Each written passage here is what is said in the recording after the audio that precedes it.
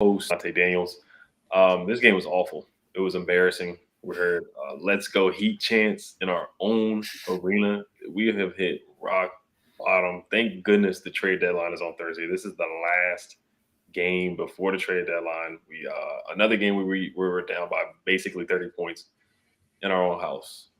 So I'm just happy for the trade deadline to come. But tonight we're just gonna recap the game.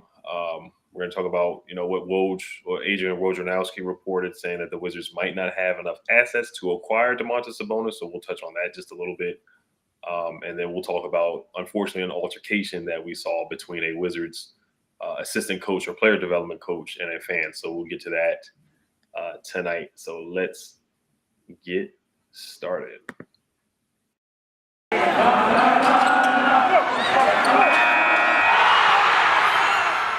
You are Locked On Wizards, your daily Washington Wizards podcast, part of the Locked On Podcast Network. Your team every day.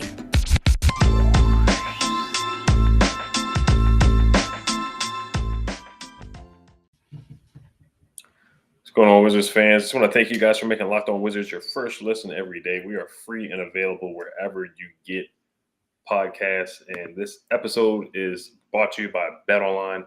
BetOnline has you covered this season with more props, odds, and lines than ever before. BetOnline, where the game starts. So, D, what were your main takeaways from this game tonight? Once again, I mean, they tried to show some effort in the second quarter. They won the second quarter. But for the majority part of this game, they got dominated. This team is awful. This team is cooked, as I usually say. I mean, it's just bad. And I feel like I keep repeating the same thing after every game. This team is bad. Like, they're awful, terrible.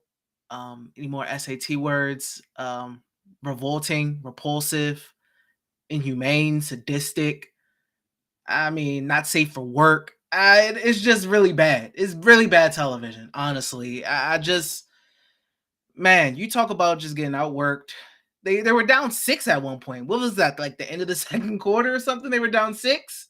And next thing you know, they're getting dominated in the third and they're down 30 points. So it's just tough for me to talk about a game where a team just continues to look terrible offensively, terrible defensively, and just get dominated at home. It's hard for me to really put that into a multitude of words. I'm just ready for the trade deadline, Ed. I don't blame you. I guess we can go over the numbers too. But from what I saw, they just got dominated. They kept talking about heat culture on the broadcast, and that's what it was. They can bring in guys like a Max Strus and a Gabe Vincent, undrafted guys, Duncan Robinson, undrafted. They just know how to develop players. They know how to get the best out of guys who are not first-round picks or not even drafted. And honestly, they're the best three-point shooting team in the league, and we let Duncan Robinson hit like two or three threes to start the game off. We let Gabe Vincent come in and hit threes. We let other guys come. Max Strus hit threes. Even Dwayne Dedman was hitting threes. I mean, we didn't play with any urgency and energy defending the three-point line. We just didn't play with a lot of pride. It kind of looked like the Wizards teams that we've seen. I guess guys that are more focused on the trade deadline and actually winning a basketball game. Just bad basketball, man. A Manute Bol bobblehead night, just no pride. The fans yelling, "Let's go Heat," and then Jimmy Butler had the alley-oop dunk. It was just ugly. But I guess you look at the numbers too. We can't shoot threes. Like you said, we're one of the worst three-point shooting teams in the league. 7 for 31 from the three-point line, 22% from the three. Miami Heat hit 18 threes, 18 for 32. They shot 56% from the three-point line. Field goal percentage, they shot 56% from the field. They had 29 assists. Miami had 40 points in the paint. They didn't need to score in the paint. We had 58 points in the paint. Their largest lead was 35. So they're almost up by 40 in our own home. Jimmy Butler got to sit down, and they showed us how to keep a lead. Like we lost that Clippers lead, that 35-point lead. They showed us how to put a team away and put a team to bed, and they put on a clinic. They showed what winning culture is and how to play defense. They switched every time. They moved their feet on defense. And we just look lost. We look lost. We have no team identity. The identity is getting ready for the trade deadline. That's what the identity is. But yeah, I mean, no resistance. Bam Adebayo did whatever he felt like doing. Jimmy Butler did whatever he felt like doing. Just another bad Wizards loss. And once, like you said, I can't wait for Thursday at 3:00. I can't wait. It's going to be like Christmas Day almost. I can't wait for this team. I hope Tommy makes some moves and just I hope at least 3 guys are traded. I'm hoping at least 3 or 4 guys are off this team. Seriously, I really do. But yeah, I guess that's all I got for tonight. I mean, for the game, as far as the game, I mean, we can try to go over some individual performances. But Corey had a nice show. yeah, He had the nice dunk. That's good to see from the rookie. I mean, so shout out to Corey Kispert. He was playing. He played. I feel like he had a pretty good game. He didn't shoot the 3-ball well, but nobody did on the Wizards. But I mean, I don't know what's his season high, but 20 is a lot for him. I want to say 20. Yeah, so that's about it as far as praise. I mean, I'll shout out the rookie. Yeah, I do want to get to Spencer Dinwiddie a little bit too. I just don't know what to say. I mean, he is a shell of himself. That's what he is. There was one shot that he had where he didn't even look at the basket and he just threw the ball over his head. I don't know if you saw that. He's the king of hand grenades. And a grenade, for the people who are listening who don't know what it is when it's the end of the shot clock and you hand it off to somebody and they have to shoot a bad shot at the end of the shot clock. He did that to Kuzma a couple times. And Kuzma had to throw up a prayer from the 3-point line from basically half court. And Dinwiddie does that a lot, man. And he gets into the lane, he'll jump up in the air and pass it out with nowhere to go. And it's time, man. It's time. I really hope for both sides. I hope Dinwiddie finds a new team. I hope we find a new team for him. I think that would be better for both sides if that can happen. Yeah, it's just rough. Corey Kispert, a good game for him. But yeah, we'll just get to we'll talk about what Woj said, and then I guess a couple more individual performances, but mainly we'll talk about what Woj had to say about the Wizards' assets and trying to acquire Domantas Sabonis, since the trade deadline is 2 days from now. But before we do get into that, this episode is brought to you by TurboTax. People think unusual circumstances mean complicated taxes, but for TurboTax Live experts, that's what makes things interesting. We all have unique lives where whether you're invested in crypto for the first time this year, own an up-and-coming small business, or are raising rambunctious twins. Luckily, TurboTax Live has experts who can answer your tax questions, walk you through the whole process, or do your taxes for you from start to finish. They help you get every deduction you deserve, no matter your unique situation. And you can talk to a TurboTax Live expert through your phone or computer without leaving your house. Tax Turbo Live experts are here to help you however you need. And if you need an extra hand your taxes off to them, and they'll do it all for you. To TurboTax Live experts, an interesting life can mean an even greater refund. Visit TurboTax.com to learn more. All right, D. So what were your thoughts on Woj, on his comments? So basically what he said, I can pull up the article and the quote right here. Earlier on ESPN, he said, the Wiz may not have the assets for Sabonis right now. What was your interpretation? Because, he says right now. Could he possibly be meaning in the offseason? What were your thoughts on Woj talking about the Wizards' assets? Well, depending on the offseason is depending on what the other teams offer the Pacers for Sabonis, because they're not going to be waiting on the Wizards. If they see some they like, the Spurs I heard about, etc., then they'll take that deal. But I'm not surprised the Wizards don't have the assets that the Pacers may be looking for, because their draft picks are all tied up. That really hurts. I mean, the best chance you may have is him hoping he doesn't get traded this season and wait until the off season and see what you can do. But I mean, at this point, after seeing this team's performances lately, I'm just really ready to, explode the thing. But we both know the Wizards aren't going to do that. But I'm not surprised as far as the assets. The assets was always going to be tricky, especially with all their draft picks being tied up in 2028 until 2028 and all that. So I'm not surprised to hear that at all.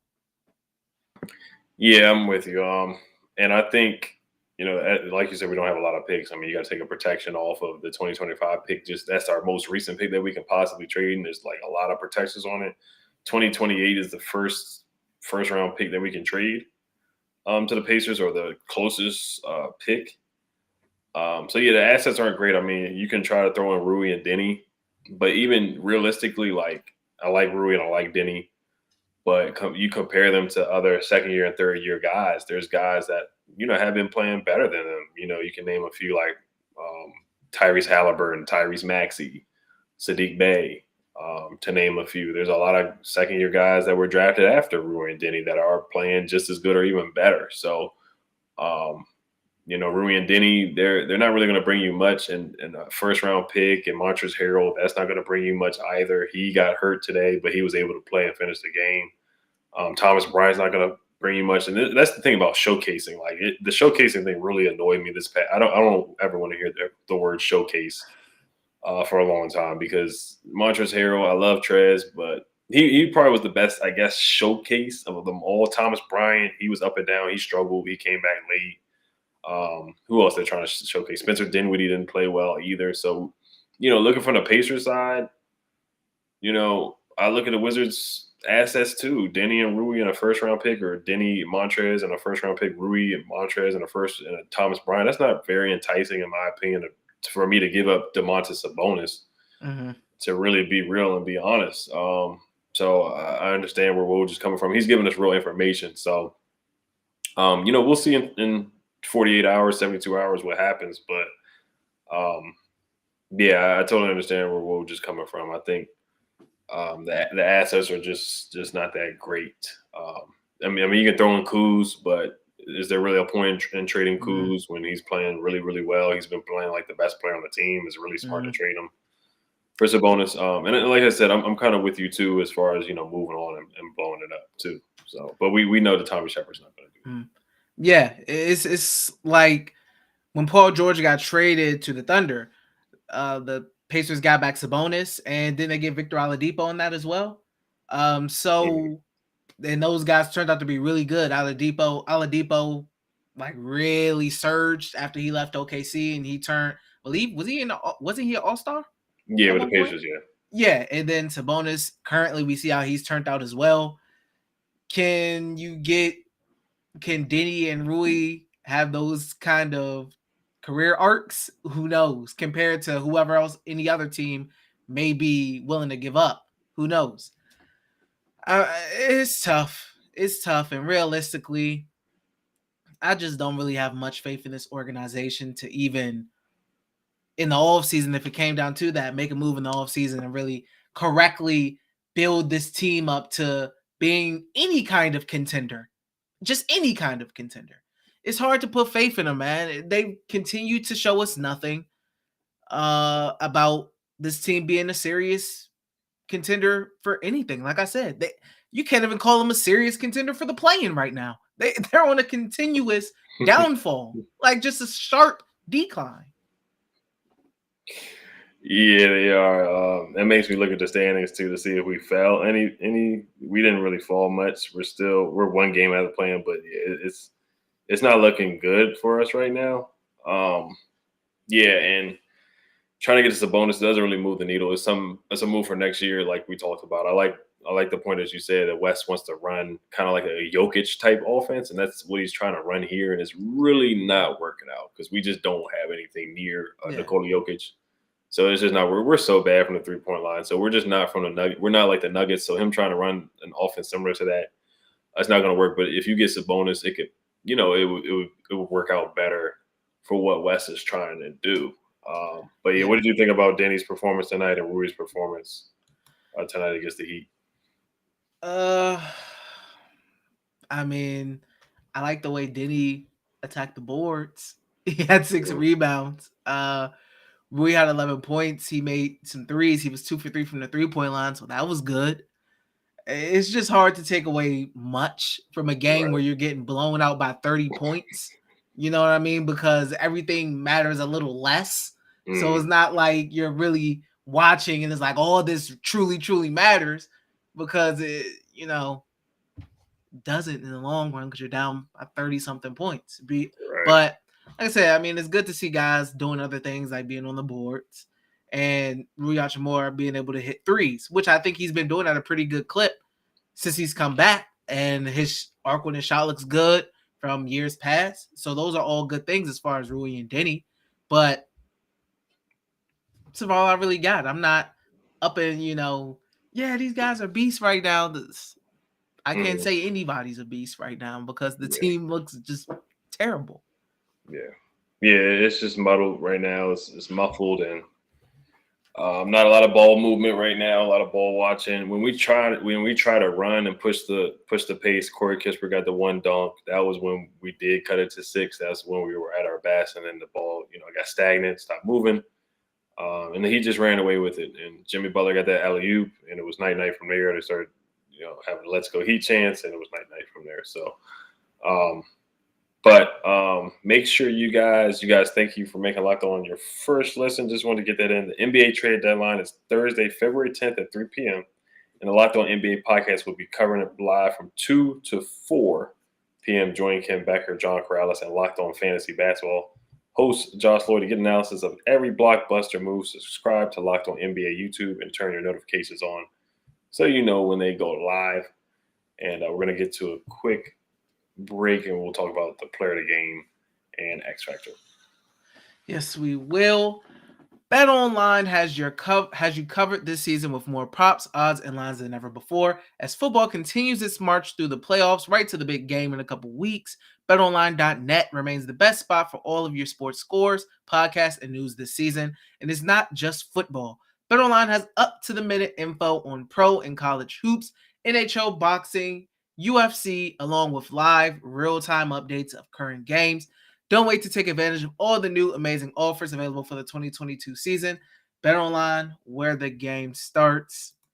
So, Ed, I guess really to end it off, I mean, there was an incident at the end of the game where a Wizards coach got into it with a fan behind the bench, and Montrezl Harrell, Thomas Bryant had to intervene along with security. There's a video out there floating around, so you guys can see it definitely on Twitter. If that don't epitomize this season in this organization, I don't know what will. Yeah, they put the icing on the cake, man. And Tommy Shepard, he's got to look himself in the mirror too. Like, what are you really doing with this team, man? Like, where are you going? If he does not make any moves or makes an improvement or something by Thursday, then he needs to be evaluated as well. He seriously needs to be evaluated as well. I'm almost speechless with how bad this team is. And I had high hopes for Tommy. It's still early in his GM career, but it's starting to look not much different from Ernie Grunfeld. And I hate to say it. Yeah. And, it's just funny how everybody got their extensions when they was up. Right. Now everything down, but they already got their extensions. Mm-hmm. So it is tough for Tommy because he is looked at like he's that guy who was there with Ernie. He was there that whole time. And when he got hired, a lot of people thought he was just Ernie Jr. Mm-hmm. And I don't think he's been bad, but I don't think he's really been really good either. He's made some nice low-key moves, but the Dinwiddie signing, the Berton signing, the big money signings, they've been bad, and that hurts your team. You can get rid of John, you can get rid of Russ, and get rid of their contracts, but if you're just going to give smaller big contracts to other players to combine to make multiple bad contracts, what's the point of getting rid of the one big bad contract if you're just going to replace it with multiple bad contracts? He's got to figure it out. Yeah. I mean, you look at the drafts too. I mean, not drafting Tyrese Maxey, not drafting Tyrese Halliburton, not drafting Ayo Dosunmu. And we need a point guard bad. That's probably the worst position on our team right now. From starter to third string guy. It's really bad. Point guard play is really bad. And and not being upfront and making a decision on Bradley Beal. He wants to build around Bradley Beal.